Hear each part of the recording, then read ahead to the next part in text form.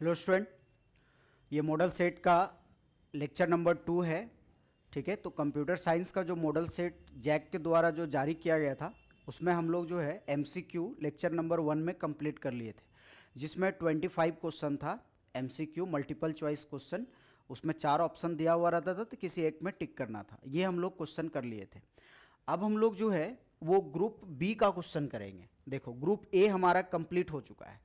ठीक है, इसमें लिखा हुआ है खंड ए, मतलब ग्रुप ए का क्वेश्चन हम लोग कर चुके थे। इसमें 25 क्वेश्चन दिया हुआ रहता है। All questions are compulsory. जितना क्वेश्चन है 25, तो उसका सबका आंसर देना है आपको। ठीक है, खंड बी जो है, मतलब आपका खंड बी ग्रुप बी जो है, उसमें टोटल 9 क्वेश्चन दिया रहेगा। ठीक है, वही लिखा हुआ है। देखो, section B contains very short answer questions from questions number 1 to, है ना, questions number 1 to questions number 9, मतलब 1 से लेकर 9 तक दिया रहेगा खंड बी में। ठीक है, answer any 7 of these questions, maximum 1 sentence, each questions carry 1 marks. मतलब हर एक क्वेश्चन का आंसर एक लाइन में देना है, क्योंकि हर एक क्वेश्चन का मार्क्स जो है वो 1 मार्क्स है। मतलब very very short answer type question है। ठीक है, तो हम लोग आज इस लेक्चर में हम लोग ग्रुप बी का क्वेश्चन कवर करेंगे। ठीक है, तो आते हैं ग्रुप बी पे, क्योंकि 1 मार्क्स वाला बता चुके हैं। लेक्चर नंबर इसका जो है मॉडल सेट का 1, उसमें आप लोग सब देख लिए होंगे। अब जो है हम लोग वो ग्रुप बी का क्वेश्चन देख रहे हैं। देखो, सेक्शन बी है। सेक्शन बी में क्या बोला है? सेक्शन बी में यह बोला गया है कि what are the difference between data and information. तो डेटा एंड इंफॉर्मेशन होता क्या है? तो डेटा लिख करके डैश दे दो, ये नहीं तो 2 कॉलम बना दो और एक एक पॉइंट लिखो, क्योंकि 1 मार्क्स में बोला है। तो इसमें हम लोग लिख देंगे इस तरह से, इसका आंसर लिखेंगे हम लोग इस तरह से। देखोगे, क्वेश्चन नंबर 1 का आंसर बता रहे आपको। आंसर एक डेटा का कॉलम बनाएंगे और एक इंफॉर्मेशन का कॉलम बनाएंगे। इंफॉर्मेशन इस तरह से, ये हो गया। इसमें लिख देंगे data are raw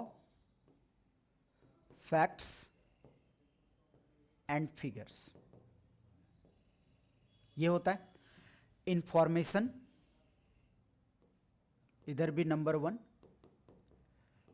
information is processed data. Processed data, information क्या होता है? प्रोसेस्ड डेटा होता है, या मीनिंगफुल डेटा भी वहां पे आप लिख सकते हो। इतना आसान आंसर है, बस इतना ही लिख के छोड़ देना है, क्योंकि 1 मार्क्स में पूछा है, तो इससे ज़्यादा हम लोग को नहीं लिखना है। Information raw facts and figures होता है, और sorry, data raw facts and figures होता है, और इंफॉर्मेशन प्रोसेस्ड डेटा होता है। बस हो गया क्लियर। नेक्स्ट क्वेश्चन बोला है कि टोकन किसको कहते हैं? What are the names of different types of tokens? मतलब डिफरेंट टाइप्स ऑफ टोकन्स का नाम बताना है कि कौन कौन सा उसका टाइप होता है। तो पहले आपको क्या करना है, टोकन लिख करके डैश देना है। टोकन, ये क्वेश्चन नंबर किसका 2 का आंसर बता रहे हैं। तो लिखेंगे टोकन जो होता है स्मॉलेस्ट इंडिविजुअल यूनिट होता है। The token is the smallest individual unit is known as token। उसी को हम लोग टोकन बोलेंगे। समझ में आया? इसको हम लोग क्या बोलते हैं? टोकन बोलते हैं। ये क्वेश्चन नंबर 2 का आंसर है। क्वेश्चन नंबर 2 का आंसर है टोकन। बोला टोकन किसको कहते हैं, उसका डिफरेंट नाम्स को लिखना है। ठीक है, तो लिखेंगे द नेम्स ऑफ टोकन्स, या फिर इसमें लिख देते हैं टाइप्स ऑफ टोकन्स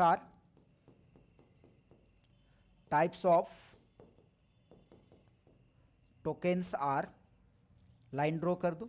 तो क्या क्या होता है? तो पहला होता है कीवर्ड, कॉमा, नंबर 2 होता है आइडेंटिफायर, कांस्टेंट एटसेट्रा। ETC इस तरह से लिख करके छोड़ देना है, समझ में आया, ETC। क्योंकि नाम पूछा है, एक नंबर में पूछा है, तो ज़्यादा क्या लिखोगे, समझ में आया।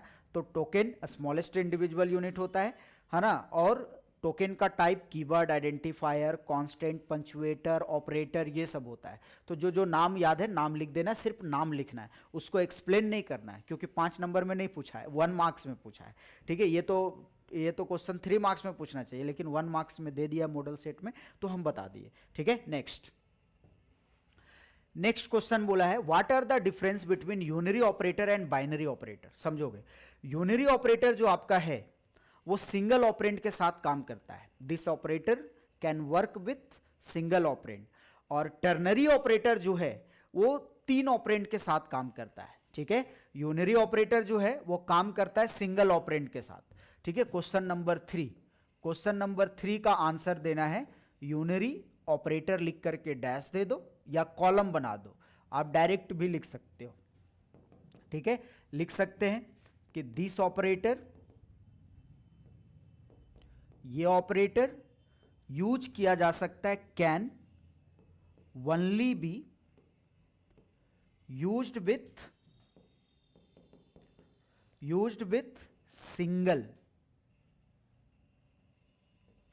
Single operand.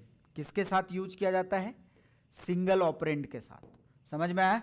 और इसी का टर्नरी अगर बोल दिया, एक याद करो, एक ऑफर में मिल जाएगा, टर्नरी ऑपरेटर। तो टर्नरी ऑपरेटर जो है, टर्नरी ऑपरेटर ये यूज किया जाता है 3 ऑपरेंड्स के साथ। कितना ऑपरेंड्स के साथ, 3 ऑपरेंड्स के साथ। सेम लाइन लिखेंगे, this operator can only be, है ना, या फिर this operator can be used with 3 operands, ये लिख देंगे, समझ में आया। 3 ऑपरेंड के साथ यूज किया जाता है। ये यूनरी ऑपरेटर सिंगल ऑपरेंड के साथ यूज होता है, टर्नरी ऑपरेटर 3 ऑपरेंड्स के साथ यूज होता है। एक बाइनरी ऑपरेटर भी होता है, यूनरी, बाइनरी, टर्नरी। तो यूनरी सिंगल ऑपरेंड के साथ यूज किया जाता है, बाइनरी 2 ऑपरेंड के साथ यूज किया जाता है, टर्नरी 3 ऑपरेंड के साथ यूज किया जाता है। समझ में आया, ये दिमाग में रखना है आप लोगों को, ठीक है। नेक्स्ट क्वेश्चन क्या बोल रहा है, व्हाट, है ना। नेक्स्ट क्वेश्चन है give the output of the following. इसका आउटपुट बताना है, बहुत आसान है आउटपुट बताना, ठीक है। फॉर लूप का यूज किया हुआ है, इसका आउटपुट बताना है कि आउटपुट क्या होगा।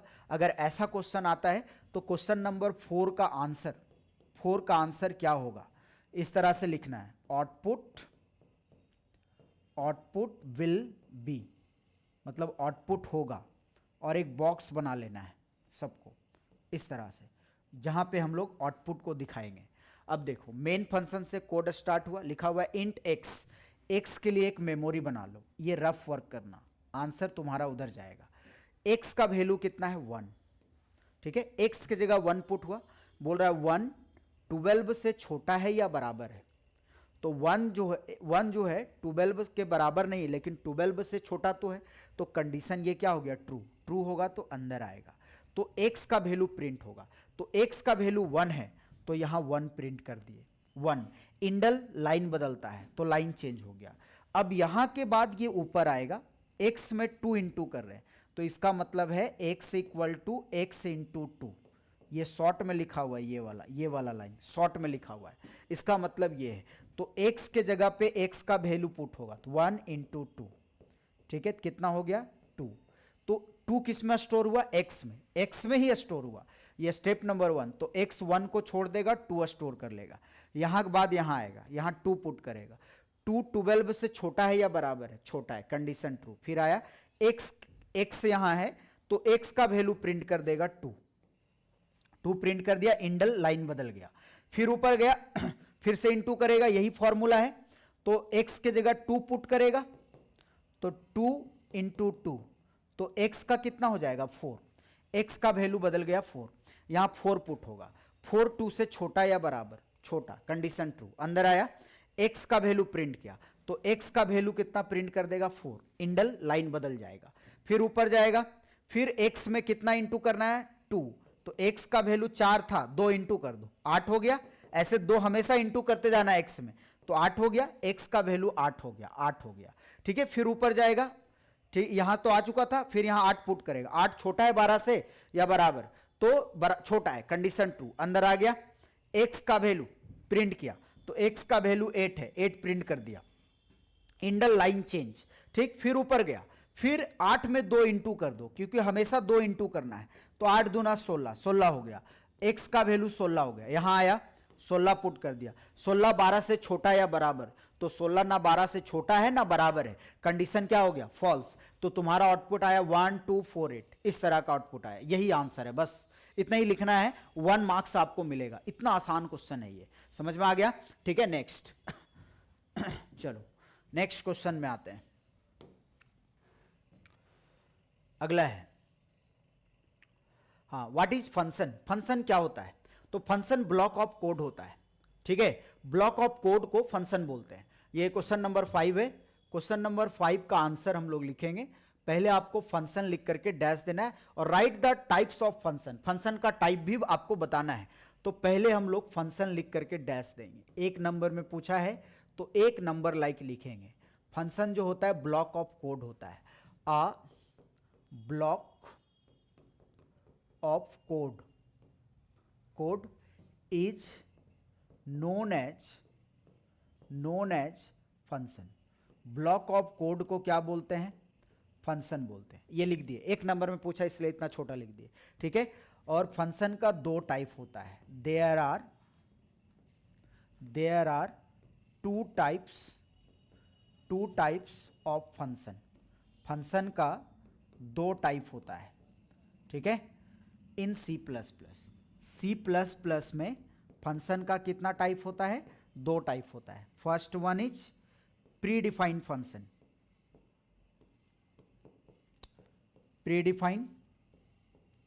फंक्शन, ठीक है। और second one is user defined function. इसको डिफाइन नहीं करना है, एक्सप्लेन नहीं करना है, क्योंकि एक नंबर में पूछा है इसीलिए। यूजर डिफाइंड फंक्शन ये है, ये 2 टाइप होता है, बस इतना लिखना है। ये तो 2 मार्क्स लाइक है, लेकिन 1 मार्क्स में पूछ दिया तो हम आंसर आपको बता दिए। समझ में आ गया, क्लियर हो गया कॉन्सेप्ट, किसी को दिक्कत, ठीक है। ये क्वेश्चन नंबर 5 हम लोग कर लिए। 6 में आते हैं।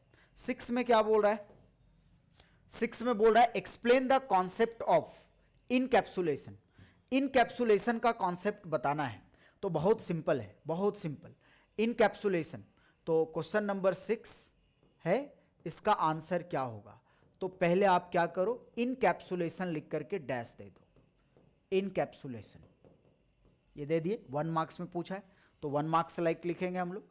तो इनकैप्सुलेशन क्या होता है, इन मतलब होता है इन मतलब होता है बांधना, कैप्सुलेट मतलब होता है रखना।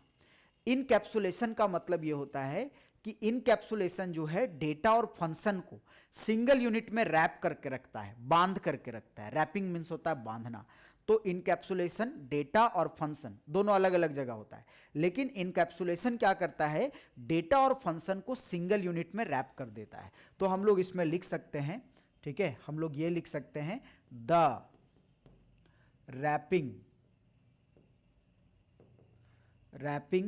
Up of data and functions, the wrapping up of data and functions into a single unit is called encapsulation। इसको हम लोग इनकैप्सुलेशन बोलते हैं। समझ में आ गया। नेक्स्ट क्वेश्चन है 7 नंबर। 7 नंबर में ये बोला है explain the concept of mean term and max term. मतलब मीन टर्म और मैक्स टर्म का कॉन्सेप्ट बताना है। तो जो स्टूडेंट को मीन टर्म आता है वो मैक्स टर्म को भी डिफाइन कर सकता है। मीन टर्म में क्या होता है, मीन टर्म जो होता है वो सारे लिटरल का प्रोडक्ट होता है। मैक्स टर्म सारे लिटरल का सम होता है, विथ और विदाउट द बार। तो हम लोग मीन टर्म और मैक्स टर्म बहुत आसानी से डिफाइन कर सकते हैं, ठीक है, समझोगे। देखो मीन टर्म बोला है तो पहले मीन टर्म लिख करके डैश दे देंगे। मीन टर्म 7 नंबर, 7 का आंसर।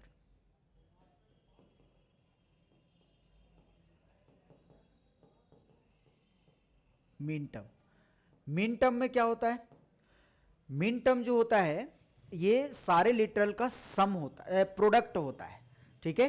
The product of